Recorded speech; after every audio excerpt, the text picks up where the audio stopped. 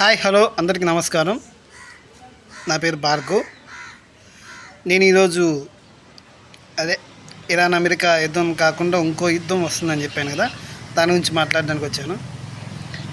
అది ఏ యుద్ధం అంటే భారత్ పాకిస్తాన్. ఎస్, ఇక్కడ అమెరికాకి దెబ్బ కొట్టడానికి, చైనాని దెబ్బ కొట్టడానికి ఒకలాగా వాడుతుంది, మన భారత్ని దెబ్బ కొట్టడానికి ఇంకోలా వాడుతుంది. అలా వాడే అస్త్రమే పాకిస్తాన్. అంటే ఒకవైపు మూడో ప్రపంచ యుద్ధం జరుగుతున్నప్పుడు మన ఇండియా దాంట్లో పాల్గొందు అని చెప్పాను. ఎందుకు పాల్గొనంటే మన దేశం పాకిస్తాన్తో యుద్ధం చేస్తుంది. అదే టైంలో మేబీ 2029 అదే టైంలో వచ్చే ఛాన్స్ ఉంది మనది కూడా. సో భారత్ పాకిస్తాన్ యుద్ధం కొనసాగద్ది. మెజారిటీ ఆఫ్ దేశాలు పాకిస్తాన్ వైపు వెళ్తాయి.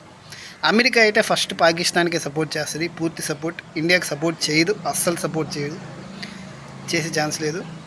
అలాగే చాలా వెస్ట్రన్ దేశాలు కూడా పాకిస్తాన్ వైపు వెళ్తాయి. ఇండియా వైపు చాలా తక్కువ సపోర్ట్ వస్తుంది. రష్యా, ఇజ్రాయెల్ వచ్చినా కానీ అవి ఆల్రెడీ యుద్ధంలో ఉండడం వల్ల మనకి అంత సహాయం రాకపోవచ్చు. మనకు అసలైన సహాయం దేనివల్ల వస్తుంది అంటే పాకిస్తాన్ అంతర్గత గొడవల వల్ల.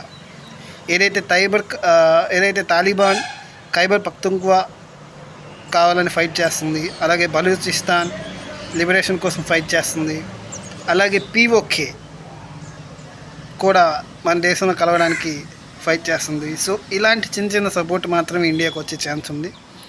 కానీ ఇండియా ఈ వార్లో విక్టరీ అయితే సాధిస్తుంది.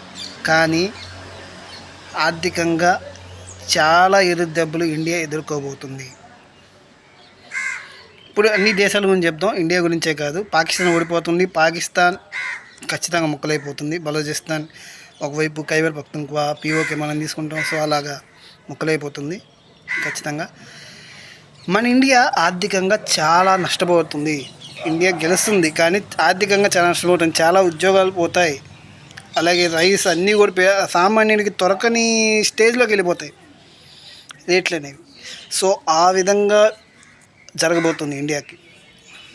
2030 నుంచి కొంచెం స్టేబిలైజ్ అవుతుంది. 2032 ఎప్పుడైతే థర్డ్ వరల్డ్ వార్, మూడో ప్రపంచ యుద్ధం అయిపోతుందో అప్పటి నుంచి ఇండియా కొంచెం నెగ్గుకుంటుంది.